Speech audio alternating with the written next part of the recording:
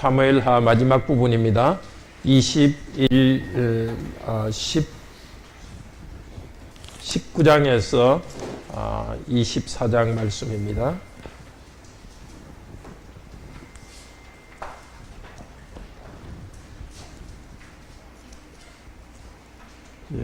구약성경 494페이지입니다.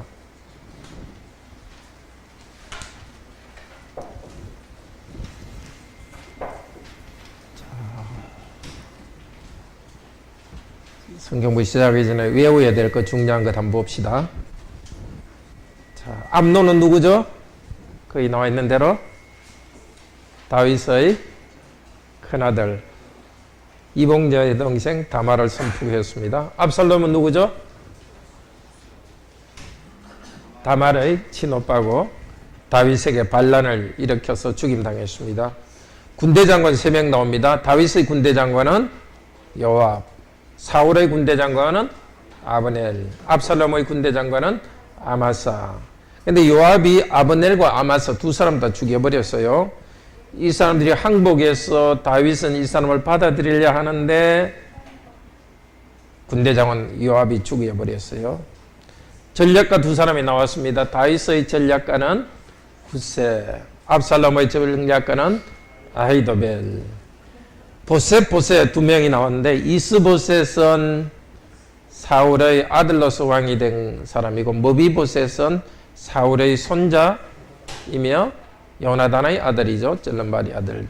시바와 세바 두 명 나오는데요. 시바는 머비보셋의 종이고 제일 밑에 있는 세바는 다윗에게 반역한 베냐민 사람입니다. 또 비슷한 이름으로 시므이와 바슬레는 좀 반대가 되는데요. 다윗이 도망갈 때 저주한 사람은 시므이, 다윗에게 음식을 많이 공급한 사람은 바슬레. 자, 이거는 가능한 여러 번 해서 이렇게 잘 배우면은 이게 사무엘하 읽을 때 좀 혼돈되지 않고 좋습니다. 사실은 저도 이번에 사무엘하 공부하면서 이런 것들이 좀 더 정리되었습니다. 자꾸 모미보셋, 이스보셋도 혼돈되고 그렇게 했는데 잘 좀 정리하시길 바랍니다. 자, 이제 19장, 사무엘하 19장 제목은 갈등과 문제 가운데 다윗은 괄호 안에 괄호가 원래 있어야 되는데요. 지혜롭게 예루살렘으로 돌아왔습니다. 갈등과 문제 가운데 다윗은 지혜롭게 문제 가운데 돌아왔습니다. 자, 오늘 성경 공부할 때는 이렇게 그 한면으로 된 거 펴시고 그 다음에 성경 공부 요약으로 된 것 있죠.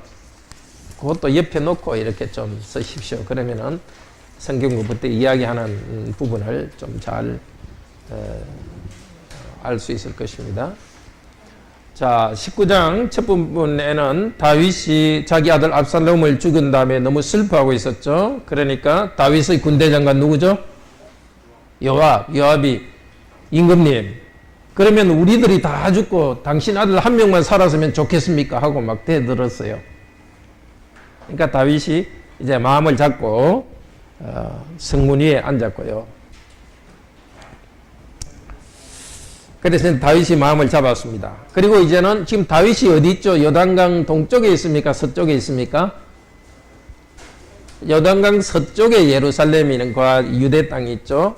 다윗은 도망가서 요단강 동쪽으로 지금 가 있습니다. 지금 동쪽에 있습니다. 그러니까 이제 서쪽으로 돌아가서 유다를 중심으로 나라를 갖다가 회복해야 되죠. 근데 다윗이 돌아갈 때 아주 지혜롭습니다. 이미 이스라엘 사람들, 특별히 요단강 동쪽에 있는 다윗이 도망간 쪽에 있는 사람들은 다윗한테 마음이 돌아왔습니다. 압살롬으로부터. 근데 유다, 요단강 서쪽에 있는 유다 지역 사람들은 압살롬이 배반했을 때 압살롬을 따라갔던 사람입니다. 근데 이 사람들 마음을 돌리기 위해서 어떻게 경쟁심을 일으켜요. 11절에 보면은 유다 장로들에게 말합니다. 유다 장로는 이스라엘 전체를 말하지 않습니다. 어떨 때는 유대인 하면 이스라엘 전체를 말하긴 하는데 특별히 유다, 이스라엘 이렇게 두 개가 나올 때는 유다는 다윗의 지파, 다윗의 부족인 그 부족을 말하고요. 그 다음에 이스라엘은 북쪽 지역을 말합니다. 근데 유다를 할 때 다윗의 지파만 말하는 것이 아니라 남쪽 지역 또 유다라고 말하기도 해요. 그러니까 유다라는 말이 한 세 가지로 써요. 그 넓이는 이스라엘 백성 전체를 말하기도 하고, 두 번째는 북쪽 사마리아 이전 북쪽 지역 아닌 남쪽 지역 전체를 유다라 말하기도 해요. 근데 여기서 유다 족속이라는 것은 가장 작게 그 다윗이 속한 그 지파를 말합니다. 자, 유다 장로들에게 경쟁심을 일으킵니다. 온 이스라엘은 왕을 궁으로 모셔오고자 하는데 너희는 어찌하여 왕을 모시는 일에 나중에 되려고 하느냐. 그러니까 이스라엘 전체는 다윗 왕을 이제 원래 왕으로 모셔오려 하는데 너희 유다 지파는 12절에 보면 내 골육이다. 다윗과 같은 지파인데도 나를 데려오지 않느냐 하고 경쟁심을 일으켜가지고 이제 돌아오게, 그래서 유다 백성들이, 유다의 장로들이 다윗을 모셔오게 합니다. 참 다윗은 꾀가 많죠. 이렇게 뱀같이 우리는 항상 순수해야 되지만, 비둘기같이 순결해야 되지만, 뭔가 하나님 나라 일을 할 때는 이렇게 지혜롭게 또 좋은 의미에서 경쟁심도 또 이용할 필요가 있습니다. 자, 이제는 다윗이 이제 돌아갑니다. 돌아가는데 16절부터 보면은 시므이가 나타납니다. 시므이는 누구라 그랬죠? 다윗이 도망갈 때 저주했던 사람. 급히 요단강을 건너서 다윗 쪽에 왔습니다. 제가 죽어야 마땅합니다. 이렇게 하니까 다윗의 군대 장관이 아니라 다윗의 그 장군들 중에 아주 높은 사람 한 명, 아비새는 요압의 그 동생입니다. 이놈 죽여버립시다. 이렇게 하니까 다윗이 22절에서 뭐라 그럽니까? 아비새야 하지 않고 22절에 보면은 스루야의 아들들아. 왜 스루야의 아들들아 이 말을 했을까요? 아비새뿐만 아니라 아비새의 형인 요압도 다윗을 많이 괴롭혔거든요. 군대 장관. 그래서 아비새의 아들들아, 왜 네가 나의 대적이 되려 하느냐? 네가 마치 나를 위하는 것 같지만은 그렇게 하는 것은 나를 해하는 거다. 시므이가 전에 저주했지만은 이제는 내가 오늘날 이스라엘의 왕이 되었다. 그리고는 죽이지 않았습니다. 예. 그리고 맹세해서 나는 너를 죽이지 않았다고 했습니다. 참 이런 지혜가 중요하겠죠. 자기를 한때 저주했지만 이제 나라 전체를 갖다가 수습하기 위해서 그런 개인적 감정을 가지고 보복하지 않습니다. 우리가 그런 걸 배워야 되겠죠. 나를 참 힘들게 한 사람에 대해서 뭔가 보복하고 싶은 이런 마음이 생기더라도 하나님 나라를 세우기 위해서 우리는 용서하고 그냥 넘어가야 될 때가 많습니다. 자, 그 다음에 또 누가 급히 왔죠? 머비보셋이 급히 또 요단강을 건너서 왕에게 왔습니다. 머비보셋은 누구라 그랬죠? 요나단의 아들이고 찔림발이입니다. 다윗이 여기 25절이 예루살렘에 와서 왕을 맞을 때 그건 예루살렘으로부터 왕을 맞았다 이 뜻입니다. 예루살렘으로부터 요단강을 건너 동쪽으로 와서 합니다. 다윗이 묻습니다. 내가 도망갈 때 너는 왜 나와 같이 안 왔느냐? 그렇게 하니까 26절에 뭐라고 대답합니까? 나는 찔름발인데 왕과 함께 가기 위해서 나귀 위에 안장을 타고 나귀를 타고 가려고 했는데 나의 종이 나를 속였습니다. 뭐라고 속였는지는 모르겠어요. 하여튼 다윗 왕이 당신은 오지 않아도 된다 이렇게 말했는지 뭐라고 속였는지 모르겠어요. 그래서 속여가지고 다윗을 따라가지 못했습니다. 근데 그 머비보셋의 종이 누구라 그랬죠? 시바. 예. 시바가 속였다는 겁니다. 근데 누구 말이 옳은지 알 수가 없어요. 머비보셋이 맞는지 시바가 맞는지 알 수가 없어요. 이게 다윗이 지금 또 당하는 겁니다. 옛날에 거짓말 했잖아요. 거짓말 해가 자기 종을 죽였잖아요. 자기 부하를 죽였잖아요. 다윗도 지금 누가 거짓말 하는지 모르게 지금 당하고 어려움을 당하고 있습니다. 그래서 다윗은 누가 거짓말 하는지 모르니까 어떻게 했죠? 원래 사울왕의 땅을 사울왕의 손자인 머비보셋에 다 나누어 줬어요. 다 주었어요. 그 땅을 반으로 딱 잘라가지고 시바에게도 나누어 주었습니다. 자, 그 다음 이야기는 다윗에게 아주 먹을 것을 공급했던 바실레이한테는 이제 지금 서쪽에 있죠. 같이 따라가자고 합니다. 같이 따라가자고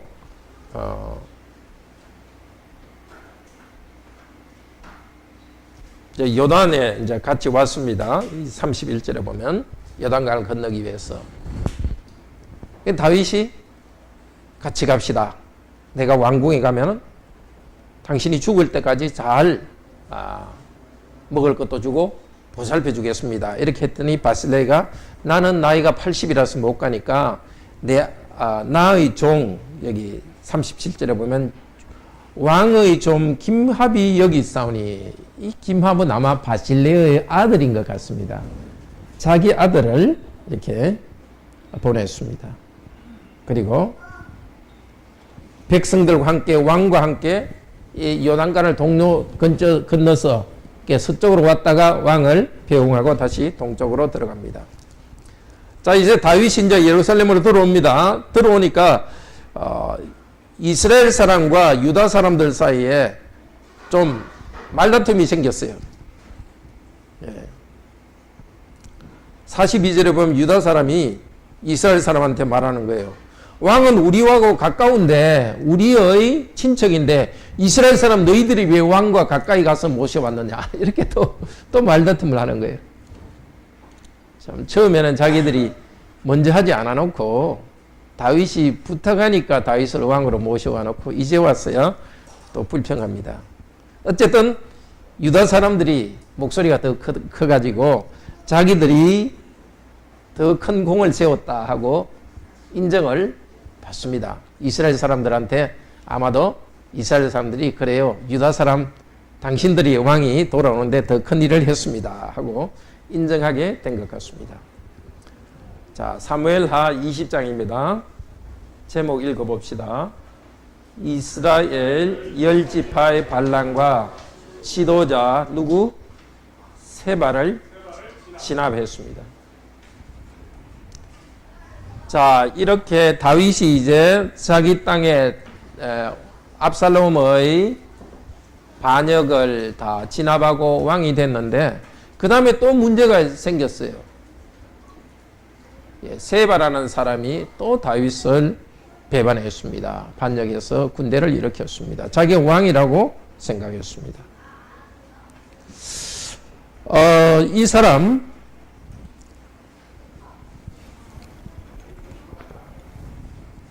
세바가 베냐민 지파인데 다윗이 어느 사울이 어느 지파였습니까?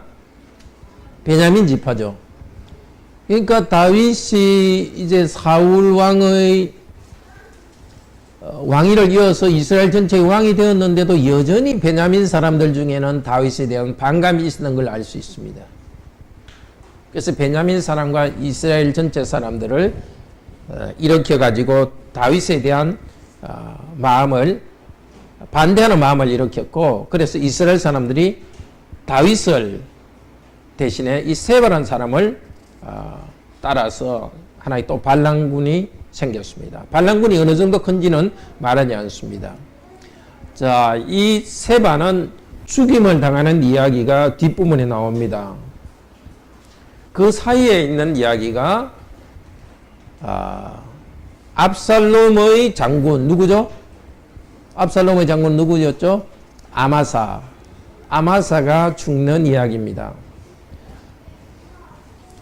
자, 다윗은 저 반란군인 세바를 진압하기 위해서 아마사를 신뢰했습니다. 자기 원래 군대 장관이 요압이 하도 말을 안 들으니까 이제 살짝 갈아치우려고 생각했습니다. 그래서 아마사한테 이스라엘 군대를 다 소집해서 데려오라 그랬습니다.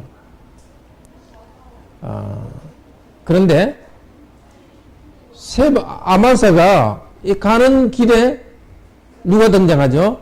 다윗의 원래 군대 장관 누구? 요압이 등장해가지고 아마사한테 할 말이 있다고 좀 오라 그럽니다. 예. 그리고 아마사에게 할 말이 있다고 오라는 것이 아니라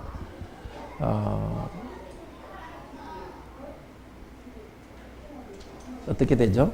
제가 조금 혼돈해. 6절, 7절에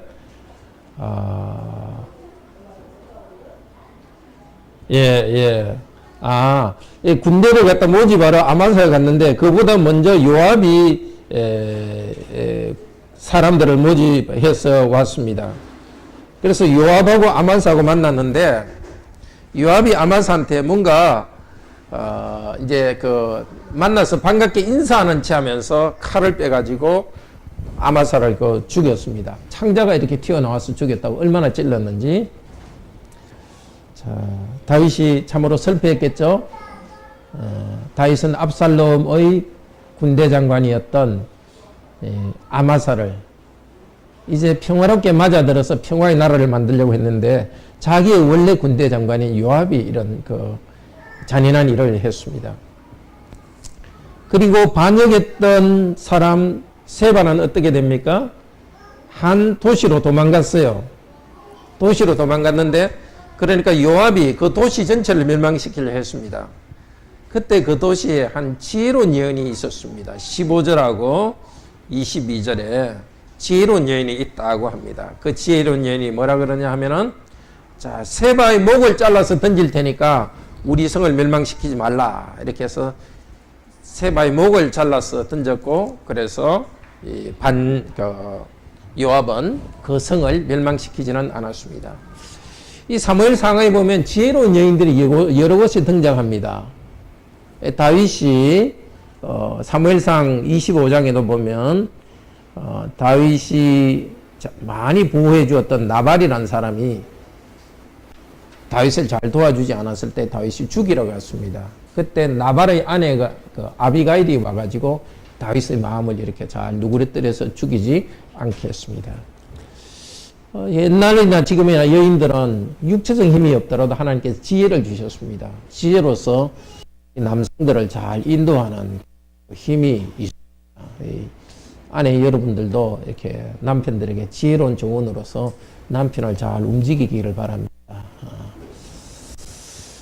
자, 그리고 이제 23절부터 다윗의 이 중요한 관료들이랄까요? 다윗의 지도자들을 이야기합니다. 군대 장관, 또 제사장, 감역과 24절에서는 토목건사를 담당하는 책임자, 또 사관 여러 가지 직책이 있었습니다. 이렇게 요약하는 이유는 뭐겠습니까? 일단 이야기가 끝난다는 이야기입니다.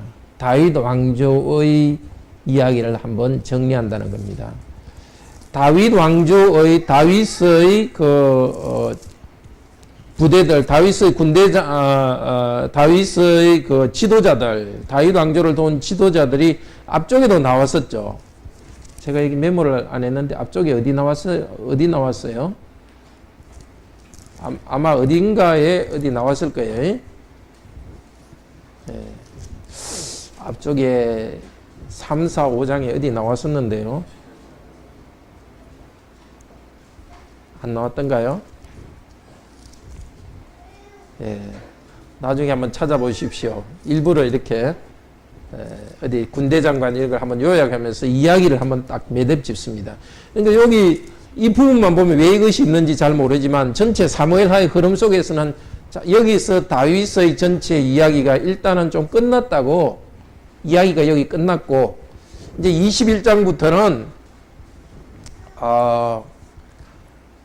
사무엘하의 전체 결론입니다. 다윗 왕조의 입니다.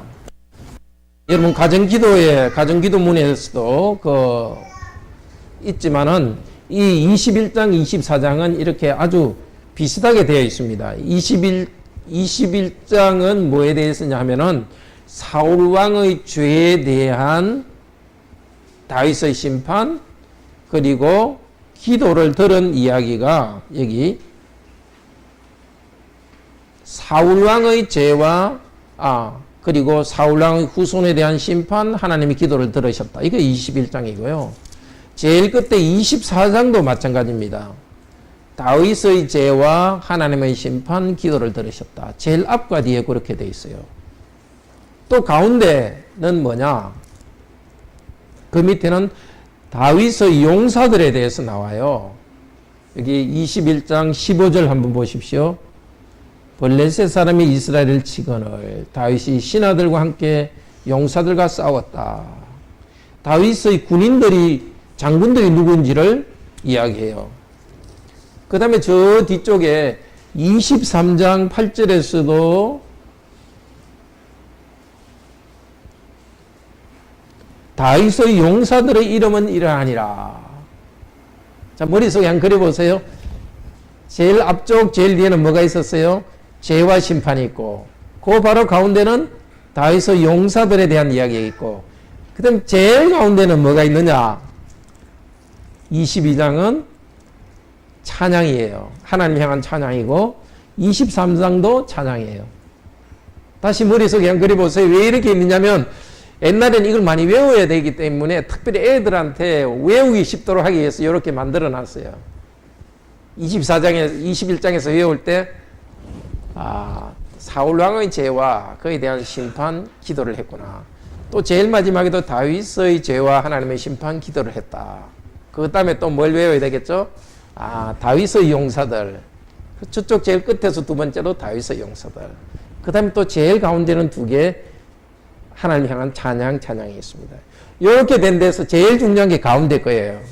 우리 빵 먹을 때도, 단팥빵 먹을 때도, 우리 옛날엔 단팥빵 좋아했는데 제일 맛있는 것이 안에 있는 그 단팥이지 않고. 그래서 다윗왕의 그 이야기, 사무엘하의 결론은 하나님에 대한 찬양입니다. 죄를 짓고 용서 짓고 용사들이 싸웠지만 제일 중요한 것은 보호하신 하나님에 대한 찬양입니다. 이런 전체 흐름을 통해서 우리도 생각을 하라는 거예요. 우리 삶을 생각할 때 하나님에 대한 찬양이 우리 중심에 있어야 됩니다. 그러니까 성경을 읽을 때 한 부분도 읽어야 되지만 전체 흐름, 내장 속의 흐름을 통해서 우리한테 주는 교훈도 깨달아야 돼요. 자, 그럼 좀 더 구체적으로 봅시다. 21장. 자, 다윗 왕 시대에 3년 연속 흉년이 들었어요. 그래서 왜 그런지 하나님께 간구해야 하니까 하나님께서 말씀하셨어요. 사울과 피를 흘린 그 집을 때문이다. 사울이 기브온 사람을 죽였기 때문에 하나님께서 흉년을 줬어요. 이상해요. 기브온 사람이 누구길래 사울왕이 기브온 사람을 죽였다고 하나님께서 이스라엘을 심판하셨을까요? 생각나세요? 기브온 여호수아에서, 여호수아 9장에서 기브온은 어떤 민족이었죠? 여호수아가 막 이렇게 가나안 땅을 정복할 때 기브온 사람들은 거짓말로 와가지고 우리는 먼 데 사람인데 우리하고 언약을 맺읍시다. 우리는 종이 되겠습니다. 이렇게 했죠. 그런데 그 기브온 사람은 사실 가나안 땅 사람이었죠. 그래서 여호수아가 가나안 사람인 줄도 모르고 언약을 맺었어요. 맹세했어요. 그렇기 때문에 기브온 사람은 죽이지 않는 걸로 맹세가 되어 있는데도 사울왕이 죽인 거예요. 그래서 하나님께 맹세를 어기기 때문에 이 하나님이 심판하셨어요.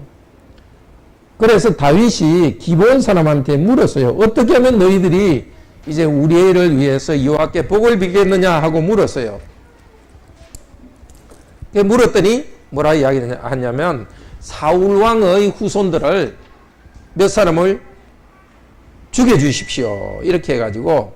근데 다윗은 요나단의 손자들은, 요나단의 아들 머비보셋은 살아있지만 죽일 수가 없었어요. 요나단하고 또 맹세했거든요.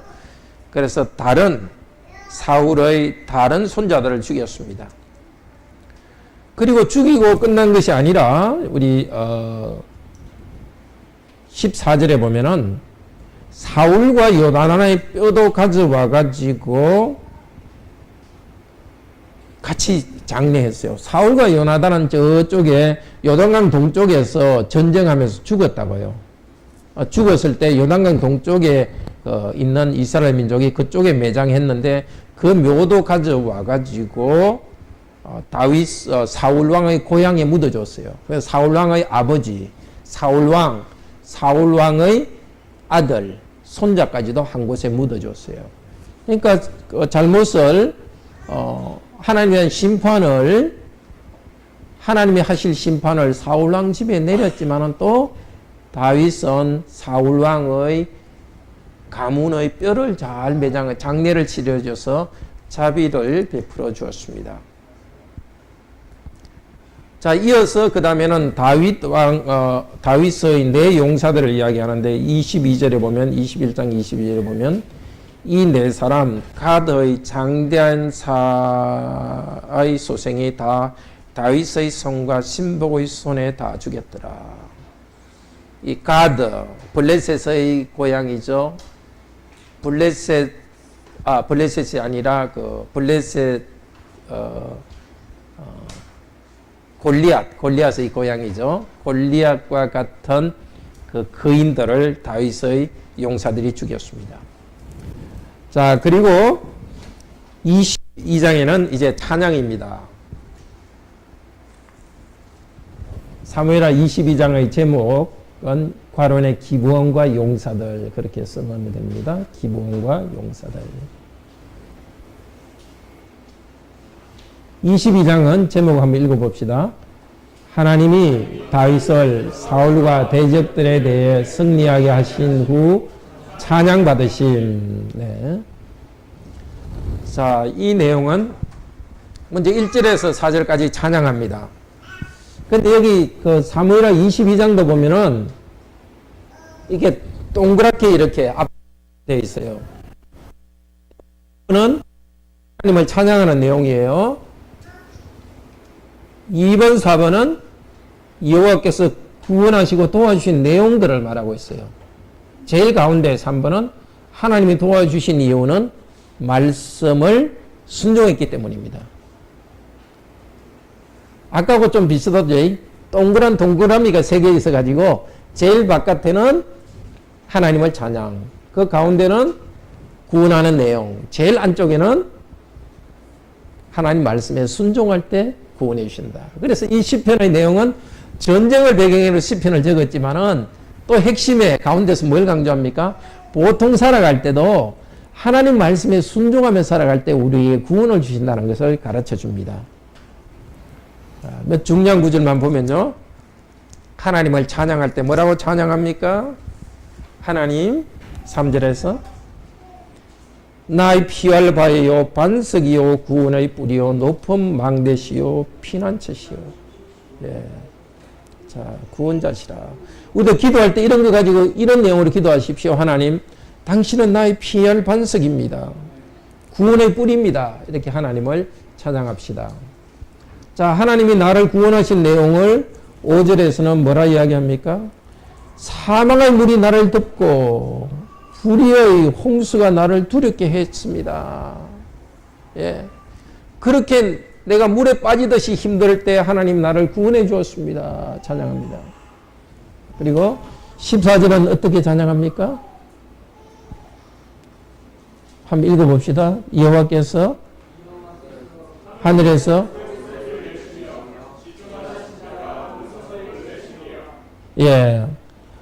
번개가 치고 그 다음에 천둥 치는 소리, 그는 하나님이 꼭 소리치는 소리와 같다는 겁니다. 전쟁 때 하나님께서 함께 하셔서 하나님이 도우시는 것이 마치 번개 치듯이 뇌성 치듯이 하나님이 도우셨다는 겁니다. 실제로 전쟁 때 그런 기적을 통해서 구원해 주셨습니다. 전쟁이 이기게 해 주셨습니다. 그런데 그렇게 뇌성과 천둥 소리가 나지 않더라도 하나님께서는 구원에 기적적으로 도와주셨습니다. 자, 그리고 가운데 이렇게 구원하신 이유는 하나님께서 내가 하나님 말씀을 지켰기 때문입니다. 25절, 26절 같이 읽어봅시다. 그러므로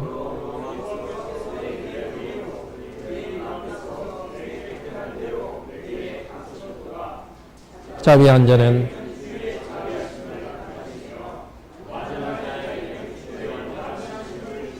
네, 의와 완전한 게 뭡니까? 바로 23절에 의한 규례와 율례를 지키는 거.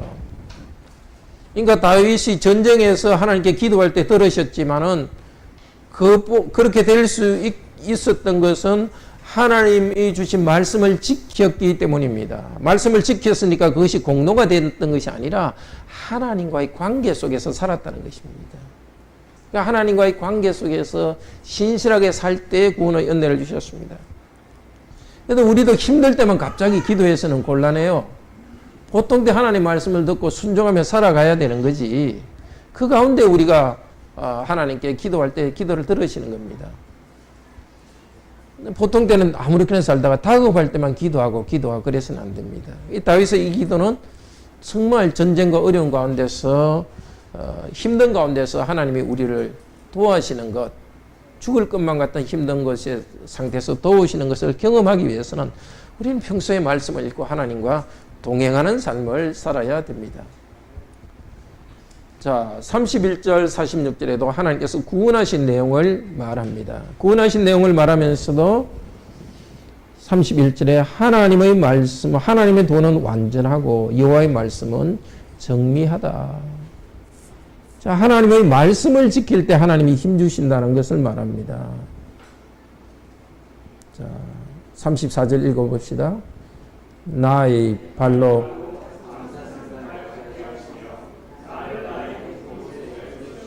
예, 옛날에는 싸울 때 제일 높은 곳에 올라가서 활을 쏘는 게 중요하거든요. 그러니까 암사스처럼 그 높은 곳에 달려갈 수 있도록 힘을 주셨다는 것입니다. 그러니까 다윗이 이 많은 전쟁에서 이겼지만 자기 힘으로 한 것이 아니라 하나님께서 그 기적적인 힘을 주셨기 때문에 가능했습니다. 우리도 살아갈 때 이 시편을 왜 우리에게 읽고 기도하게 하셨느냐? 정말 어려운 힘든 일이 생길 때 그냥 주저앉을 이유가 없습니다. 이 찬송을 하면서 하나님 힘 주시옵소서. 서로 인간관계에 어려움이 생겼을 때도 그 기도하며 나가야 되는 것이고, 일할 때 어려움이 있더라도 또 공부할 때 어려움이 있더라도 하나님 힘 주세요 하면서 우리는 나가야 되겠습니다. 자, 마지막 또 하나님을 찬양하고 있습니다. 그 찬양 중에서 50절 찬양 읽어봅시다. 이러므로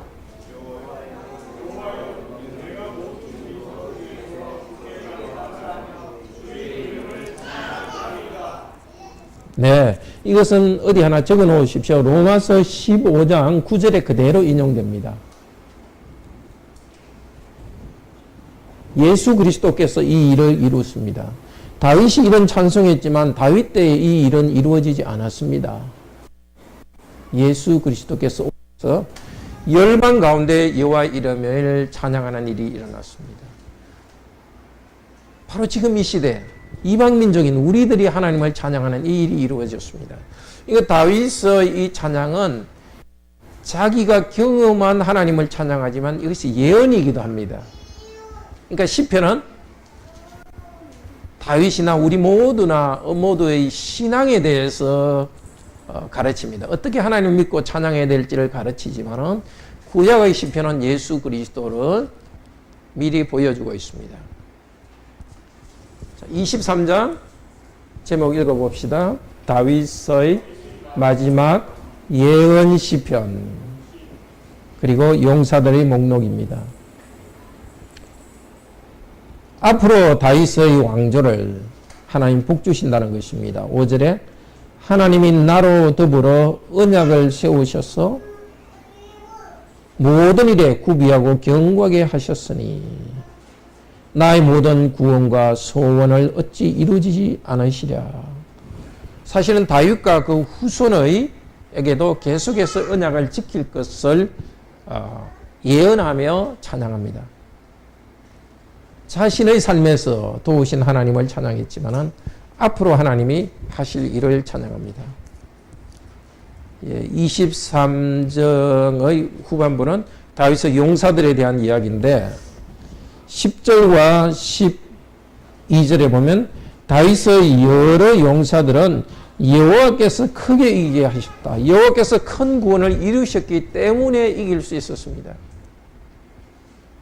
우리도 마찬가지입니다. 하나님께 의지하고 나아갈 때 이것을 확신하기 바랍니다. 말씀 가운데서 살아가고 기도하며 나아갈 때 여호와께서 이기게 하십니다. 이 장로님과 여러 번 우리 성도들 권면할 때 장로님께서 하신 말 중에 항상 제가 은혜롭게 생각하는 게 항상 우리는 강자라는 의식을 가져야 된다. 어떤 사람과 인간관계에 갈등이 있을 때도 우리가 강자다. 하나님께서 우리를 이기게 하신다는 이런 자신감을 가지고 다른 사람들에게 넉넉한 마음으로 대해야 된다고. 마치 우리가 질 것처럼 그런 의식을 가지면 안 돼요. 결국은 우리가 승리한다. 사랑으로 이긴다. 우리가 어떤 일을 할 때도 우선은 실패하도 결국은 승리한다는 그 마음을 가지고 우리는 해야 되는 겁니다. 마지막 24장 제목 읽어봅시다. 하나님은 인구조사하는 다윗의 교만을 벌하셨으나 제사와 기도를 받으시고 용서하셨습니다. 인구조사한 것이 왜 교만합니까? 우리 교회는 교인이 3만 명입니다. 이렇게 하는 게 그게 좀 교만이 들어있는 거죠. 3만 명이 중요한 것이 아니라 한 성도가 정말 하나님을 바로 믿고 한 가정 한 가정이 세워지는 게 중요하죠. 그러면 수를 자랑하는 것은 교만입니다. 이 다윗도 하나님 백성 주신 대로 이렇게 각 백성들, 가정이 행복하게 살도록 또 경건하게 살도록 열심히 일하면 되는데도 과연 내 백성이 얼마인가 수를 조사하면서 교만해진 것이기 때문에 하나님께서 심판하셨고 전염병이 일어나서 죽게 했습니다. 백성들이 죽게 하니까 다윗이 하나님 차라리 저를 벌하시소서 했고 하나님께서 벌을 거치셨습니다. 그리고 벌을 거치도록 하기 위해서 한 땅에서 아라우라라는 사람의 타작마당에서 제사를 드리게 했습니다. 그런데 이 사람이 다윗한테 임금님 저 소도 드릴 테고 저 소가 가진 쟁기도 다 드려가지고 이걸 가지고 제사를 드리십시오. 그러니까 다윗이 그래 잘됐다고 받았습니까? 받지 않았어요? 안 받았어요. 내가 공짜로 하나님께 제사를 드리지 않겠다. 내가 희생한 내가 값을 치르고 제사하겠다. 이 자세 참 중요합니다. 여러분도 관악교회 와서 공짜로 예배드릴 생각에서는 곤란해요. 하나님께 은혜 받지만은 나도 이 교회를 위해서 기여하겠다는 생각을 해야 돼요. 공짜 의식은 곤란해요. 물론 이 교회는 은혜의 장소입니다만은 하나님께서 은혜 주신 만큼 나도 기여하겠다. 작더라도 여러분도 헌금하는 거 잘 하시는 일이고요. 또 성도들 힘들 때 오셔서 성도들 이야기도 들어주고 서로 기도하고 내가 뭔가 나도 희생과 땀을 흘려서 이 교회를 세우고 예배드리겠다. 귀한 일입니다. 근데 역대하에 보면은 이 장소가 바로 성전 세울 터가 돼요. 참 신기하죠? 하나님께서는 이렇게 심판하시면서도 새로운 역사를 준비하십니다. 하나님 섭리가 놀랍습니다. 그래 하나님을 사랑하는 자에게는 모든 것이 합력의 선을 이룬다는 말씀 기억하십시오. 내가 잘못해서 심판받을 때도 하나님은 그것을 통해서 또 더 좋은 일을 준비하시니까 우리 그리스도인도 항상 낙관적 생각 가져야 되겠죠? 그래서 언젠가 제가 그리스도인은 맹목적 낙관주의자다. 그런 말씀도 했죠. 함께 기도합시다. 주님 감사합니다. 다윗 왕이 그 어려운 자기 아들의 반역 가운데서 극복하고 다시 돌아올 때 후한 마음으로 용서하고 새로운 나라를 세웠습니다. 저희들도 하나님께서 우리를 어려움에서 일으켜줄 때에 과거에 우리에게 잘못한 사람들에 대해서 보복심을 갖지 않고 후한 마음으로 다시 용서하고 받아들이게 해주소서. 다윗은 하나님을 찬양하는 것이 이 사무엘하의 결론이었습니다. 우리가 수고하여 노력하고 또 죄 때문에 심판받기도 하지만은 그러나 우리 마음의 중심에 항상 찬양이 넘치게 하소서. 주 예수 그리스도 이름으로 기도드립니다. 아멘. 함께 예배 준비하겠습니다.